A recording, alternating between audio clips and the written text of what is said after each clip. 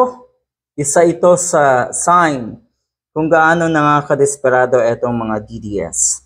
Nauna na po yung kuno ay statement ni Donald Trump, President Donald Trump, bilang pagsuporta nga kay Digong. Wala pong statement.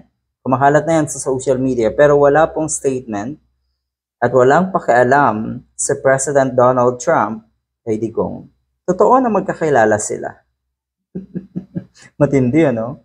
Totoo, napakadaling gumawa talaga ng kwento itong mga DDS para utuin, linlangin ang mga kababayan natin. Ngayon, pati po si Vice Ganda ay dinamay na rin nila. Meron ko nung pahayag ng tila nga pagsuporta kay Digong. Aba, siguro kung ang ginamit niya ay ang mga katulad ni Andrew E., sino pa ba? May mga celebrity naman na maka-Duterte talaga. Siguro baka maniwala ang taong bayan. Pero talaga bang si Vice Ganda ang gagamitin niyo pa? Ganyan ba kayo kadesperado? Alam niyo naman siguro from the start. 'Di ba? Kung gaano ka-allergic ang mga katulad ni Vice Ganda sa mga Duterte. Ito kasi yung kumakalat. Ayan. Nagpaliwanag na po si Vice Ganda at ito mga ay fake news. Tignan natin. Ito po yung kumakalat. Sabi ko no ni Vice Ganda, ayaw kong magpaka-ipokrito. Aminin natin, nung time ni Digong, karamihan ng adik nagbagong buhay.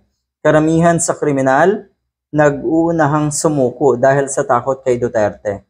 Confident kayong lumabas sa gabi dahil alam nyong ang mga kriminal at masasamang loob ay nabawasan na. Kung hindi si Duterte yung namuno ng pandemic, lahat tayo, patay, lahat ng pondo ng gobyerno, kumakalat ito eh. Kahit yung mga ordinaryong kababayan natin, ganito na rin ang linyahan, tipong kinaka-copy-paste lang nila. At talagang ginamit niyo pa si Vice Ganda, ang litrato ni Vice Ganda, at tila pinapalagay na siya ang may sabi na itong statement na ito. Buti hindi kayo nahihiya. Diba? Sino pa ang susunod? Baka naman pati si Atty. Leni Robredo ay gamitin nyo na rin. Ko nakakahiya. So ayan, ang sabi po ni Vice Ganda, huwag itong paniwalaan dahil wala daw siyang ganitong klaseng pahayag. Wala po akong inilabas at sinabi na ganitong statement. Paki-report. Maging mapanuri tayo. Napakadali talagang mapaniwala ang mga kababayan natin. Maraming naglalabas ngayon ng mga fake news. Yung iba kuno ay hindi naman daw authorized ito ng ICC at marami pang iba. Nauna na nga yung kuno ay statement ni Trump. Siguro ang totoo dyan ay yung statement ng